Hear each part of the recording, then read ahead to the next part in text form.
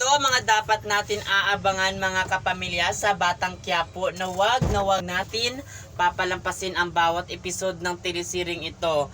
May panibago nga na ipag-uutos itong si Espiritu Tanggol at ito nga yung tao na yon na talagang dahilan kung bakit nakakulong itong si Tanggol. Kaya ano kaya ang desisyon talaga ni Tanggol dito? Papayag kaya siya na ito ang panibagong papatayin niya? Kasi mahirap na kalamito, marami itong tauhan itong kalaban niya, kaya hindi basta-basta talaga ang gagawin na ito ni Tanggol. Kaya abangan natin yan mga kapamilya dito sa Batang Quiapo. Magtatagumpay kaya itong si Tanggol sa kanyang plano na ngayon sa pagpatay sa mga sindikato na ito?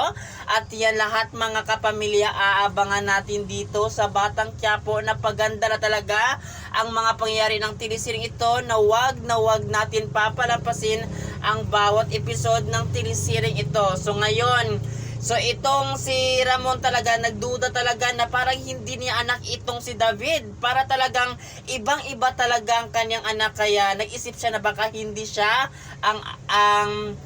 baka hindi si David ang anak niya, baka ibang tao. Kaya yun talaga nasa isip niya, pero wala talaga siyang magawa kasi nga nasa diniitis na piniki ni Olga na nakasulat doon ay positive na siya nga talaga ang anak niya. Pero aabangan pa rin natin yan mga kapamilya kung paano talaga malaman ni Ramon na ito palang si David ay hindi anak niya, kundi anak ni Rigor. Kaya ang lahat ng ito kapamilya aabangan natin sa Batang Quiapo na kinaaarikan natin panoorin tuwing gabi. At yun lang, maraming salamat mga kapamilya sa panonood sa telesiring ito.